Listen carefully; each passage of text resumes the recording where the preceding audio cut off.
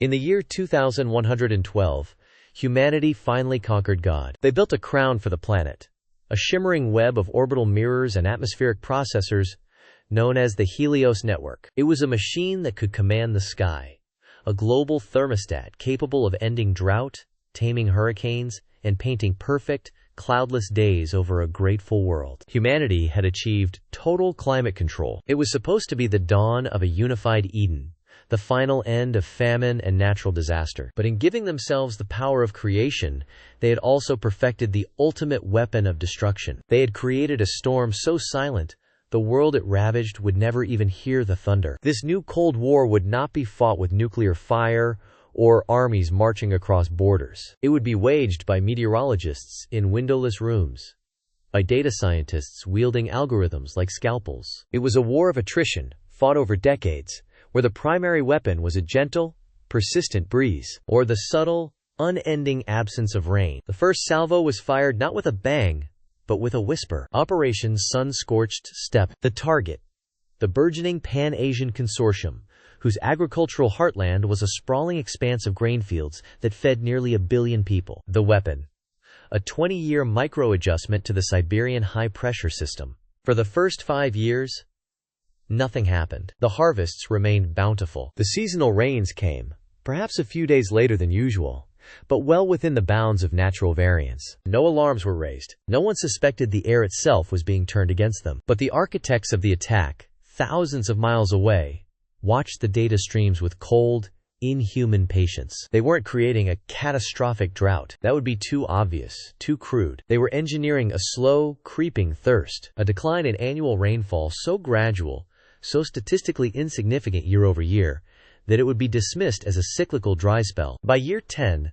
the consortium's agricultural scientists began to note anomalies. Aquifers were not replenishing as quickly. Soil moisture content was consistently 5% below the decadal average. Memos were written. Studies were commissioned. The phenomenon was labeled the 10-year aridity anomaly. It was a scientific curiosity, nothing more. Meanwhile, the aggressor nation, the North Atlantic Alliance, was experiencing a golden age. Their own farmlands, benefiting from Helios-optimized weather patterns, produced unprecedented surpluses. They sold this surplus grain to the increasingly strained Pan-Asian Consortium, a gesture of goodwill that masked an act of war. They were selling water back to the land from which they were silently stealing it. The art of this new warfare was its perfect deniability. How could a nation prove that a decade-long reduction in rainfall was a deliberate attack, and not simply the planet's lingering, chaotic rhythms? The data was a fog, a storm of noise where any signal of malicious intent could be hidden. But the true implication was far stranger. A new dimension of conflict that no military strategist had ever conceived. Before this silent war could be perfected, one final hurdle remained: the psychological conditioning of its own soldiers. The new warriors were not trained to kill, but to nurture an enemy's slow, imperceptible decline. They were taught to think in terms of 50-year campaigns. Their battlefields were statistical charts and atmospheric fluid dynamic models. Their acts of aggression felt no different than adjusting a thermostat. A fractional change in ocean surface temperature here, a slight increase in stratospheric aerosol density there. Each action, a butterfly's wing beat designed to cause a hurricane a decade later, and a continent away. By year 15 of Operation Sun-Scorched Steppe, the effects were undeniable, yet still unprovable. The consortium's breadbasket was faltering. Dust bowls, once a relic of a pre-Helios age, began to form at the edges of the Great Plains. The government implemented water rationing, their media blaming residual climate change, a ghost from the past. The population never felt the shock of an attack. There was no terror, no sudden violence, just a slow, grinding decline in prosperity. A quiet anxiety that settled over the nation like the dust in the air. A feeling that the world was simply becoming a harder, less forgiving place. They were victims of a war they did not know was being fought. The Alliance meteorologists, the silent soldiers, watched their victory unfold on long-range economic forecasts. They saw the enemy's gross domestic product shrink by 0.4% one year, 0.6% the next. They saw dependency on foreign aid rise. It was the most efficient, most humane form of conquest ever devised. A war with no casualties, only consequences. But deep within the consortium's atmospheric research division, a reclusive climatologist named Anya Sharma refused to accept the official explanation. For 3 years, she had sequestered herself, running trillions of simulations on the nation's quantum mainframe. She wasn't looking for a single event. She was looking for a shadow, a pattern hidden in the noise. She fed the system every scrap of historical weather data,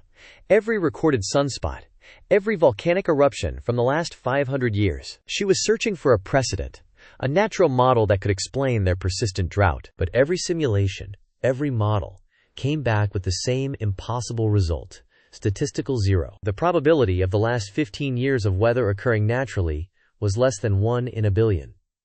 It wasn't bad luck. It was too perfect, too consistent in its subtle hostility. It was a pattern. It was a signature. Late one night, fueled by stimulants and a growing sense of dread, Anya isolated the signal. It was a faint, rhythmic pulse in the upper atmosphere's energy readings, a wave so faint it was almost indistinguishable from background radiation. It was not a natural phenomenon. It was the hum of a machine, the faint, exhaust signature of the Helios Network's atmospheric processors, working in concert. But they weren't working for everyone. They were working against her. Her nation wasn't suffering from a drought. It was being suffocated, slowly and deliberately, by an invisible hand. The sound of the machine wasn't just in the data anymore. It was everywhere, in the quiet hum of her quantum mainframe, in the whine of the air recyclers, in the thrumming of her own blood in her ears. For 15 years, her nation had been dying of thirst while the killer stood over them, holding a hose and patiently waiting. The sheer audacity of it was breathtaking. The patience, a war crime committed in slow motion, drawn out over a generation. Her proof was irrefutable, a perfect mathematical confession. But what do you do with a truth that could shatter your own nation? Who do you tell? The very government that had spent 15 years selling the lie of natural decline? To reveal this truth wouldn't just expose an enemy.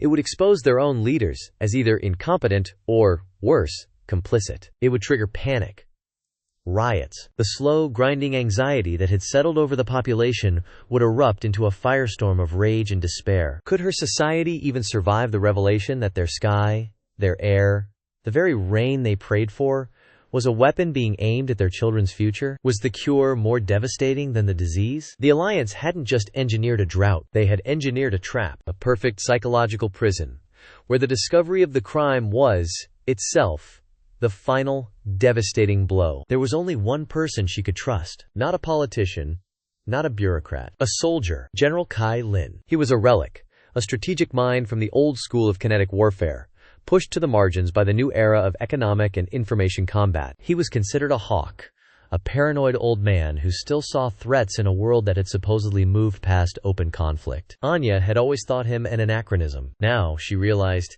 he might be the only one sane enough to understand. His office was a deliberate rejection of the modern world. It was filled with physical books, printed maps, and the faint smell of aged wood and paper. General Lin watched her from behind a massive oak desk as she laid out her data on his holographic projector. He was an old man with eyes that seemed to have seen too many simulations of Armageddon. He listened without interruption for 17 minutes, his expression a mask of stone. When she finished, the silence in the room was heavier than the humid, recycled air outside. Anya expected disbelief, anger, a call to arms. She got none of it. The general let out a slow, tired breath. "We called it the ghost signal," he said, his voice a low gravel. "My little department has been hunting it for almost a decade. We knew something was wrong. The models were too neat. The decline too elegant."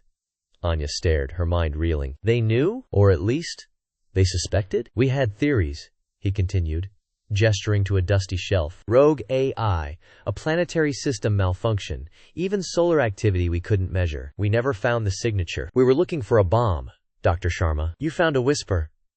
"This changes nothing," he said, the words hitting Anya like a physical blow. "And it changes everything. Do you understand the real game they are playing? This isn't about water. It's about will. They have spent 15 years conditioning the world, including our own people, to see us as a nation in a state of natural, inevitable decline." He turned to face her. "If we go public now, if we scream to the world that the Alliance is stealing our reign, what do you think happens? We will be painted as delusional, paranoid, a failing state inventing a conspiracy to explain its own inadequacies." The trap wasn't just discovering the truth. It was what the truth would make them become in the eyes of the world. They would be cornered animals, lashing out at a phantom, proving the Alliance's narrative for them. "They want us to declare war," Lin said, his voice dropping to a near whisper. A real war, with ships and planes. A war we would lose.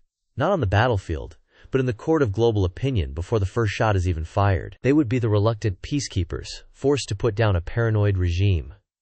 Anya finally understood the terrifying genius of it all. It was a conquest so complete, the vanquished would be forced to participate in their own humiliation. So we do nothing? She asked, her voice hollow. We let them bleed us dry? No, the general said, a flicker of something hard and dangerous in his old eyes. He walked back to his desk and picked up the data crystal containing her life's work. We don't do nothing. We do what they have been doing to us. We fight back in the shadows. We learn the whisper. He looked at her, no longer as a scientist, but as a soldier, as a weapon. Dr. Sharma, your research is over. Your war has just begun. You found their signature. Now, you are going to help us find a way to write our own.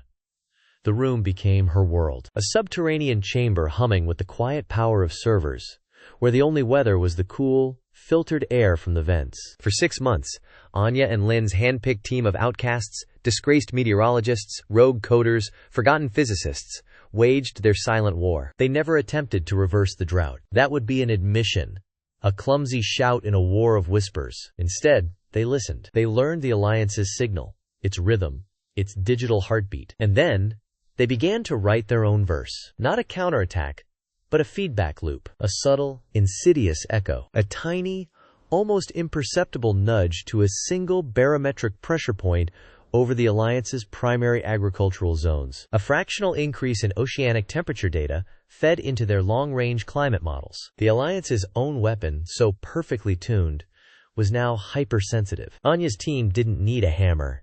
They just needed to tap the instrument and let the Alliance's own monstrous symphony play itself out of tune. Their storm-seeding drones created blizzards over their own shipping lanes. Their atmospheric moisture collectors began creating suffocating, unnatural fog that grounded their air fleets. A tragedy, General Lin said, his voice dripping with feigned sympathy. We know all too well the chaos of an unpredictable climate. Perhaps your models were too neat? Too elegant? The words were his own, thrown back like a dagger. The Alliance official's face tightened, the realization dawning that he was trapped in a prison of his own design. He couldn't accuse them. To reveal their suspicion would be to reveal their own initial crime. It started not with a storm, but with a scent. The smell of petrichor. The long-forgotten perfume of rain on dry earth. A collective, city-wide gasp of disbelief. Then another drop. And another. A gentle, hesitant drizzle began to fall. Not engineered or forced, but simply allowed. The ghost signal hadn't been destroyed. It had been silenced. Its operators now frantically trying to solve the puzzle of their own unraveling climate. Anya closed her eyes, feeling the cool water on her skin. It was not a victory. There were no parades, no medals. It was a truce, written in the language of clouds and air pressure. She had peered into the abyss of a new kind of warfare and used its own terrible logic to restore a fragile balance. The world had been saved not by a bang, but by a whisper returned to its source. She had become what she had fought against, a ghost in the machine, a whisper in the storm. And she knew, with chilling certainty, that this was not the end of the war. It was just the end of the first battle. The silence from the Alliance was temporary. The whispers would return. But next time, they would be ready to answer. The world is more connected than you know. The signals are all around us. To understand the future, you have to decode the present. Subscribe to SynthetixScape.